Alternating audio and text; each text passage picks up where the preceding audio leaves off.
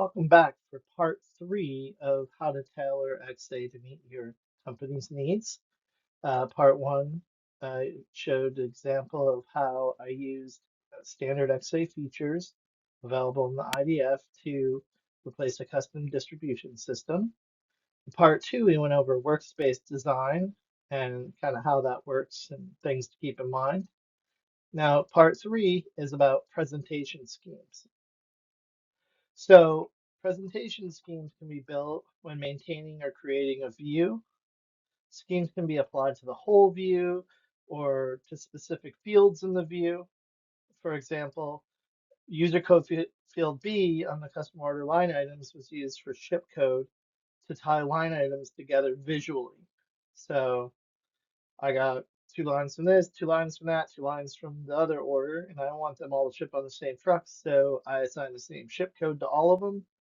And then I'm going to use a presentation scheme to tie them together visually with color. So I define a background color. The scheme I used was set to ship code filled. So if it had a ship code, it would basically highlight it. Schemes work like subsets, and the user defines the result, like what color something should appear. This can be text color, background color, or other icons. You can even make the cell white out so that you don't see any data there if it equals something specific that you want to do.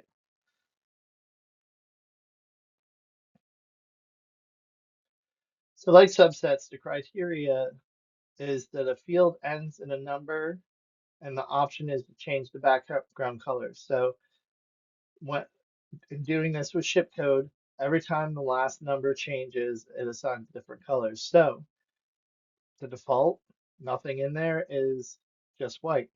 If it's filled with, if it has one at the end, then it's green. If it has two at the end, then it's yellow, et cetera, et cetera. So we fill it down through there for all of them so that it will change colors as it goes through and it'll lump things together by color.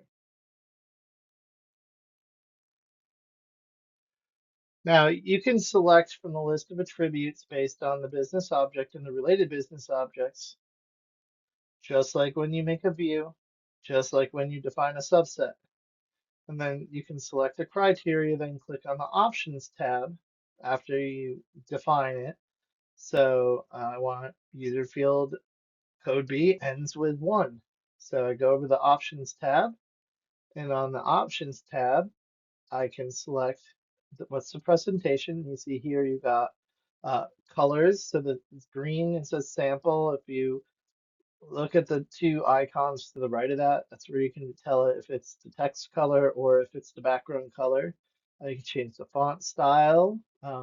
You can have it show up as another attribute. You can change it so that it shows up with different icons using the attribute drop downs. So it gives you some cool options to do there. And then, you know, you kind of weigh it out like a subset in how you want it to look. There's some standard ones that come already pre-set up, like negatives or red or whatnot. So there's some options that come cooked into standard XA that you can use for presentation schemes. Now, some more examples. In my situation, in the scenario, we used user code field C. If the word hot was in there, we had it display an icon that's a red triangle with an exclamation point, meaning, this is a hot item. There's an alert. We're letting you know.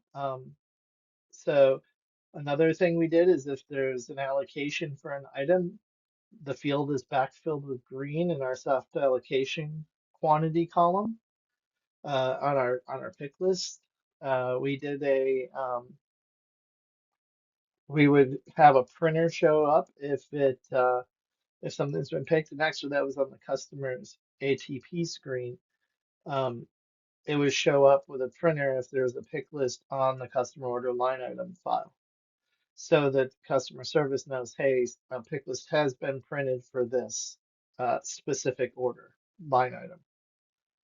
Um, and if we have an item that is available to ship and it's not set up with a ship code, the notification field, the add or hot, will come up gray that, hey, we have inventory, but you don't have anything there. So it's just another way of pointing out something on the screen that, you know, isn't over quickly noticeable off the bat.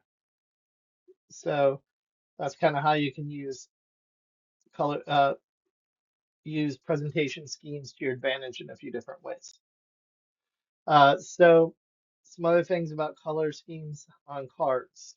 So you can obviously you can use them on cards too, because list cards are like a business, just doing a normal query view of a business object. So um, you can use the same presentation schemes that are on the views on a business object are available on the list card and on another business object if they're related.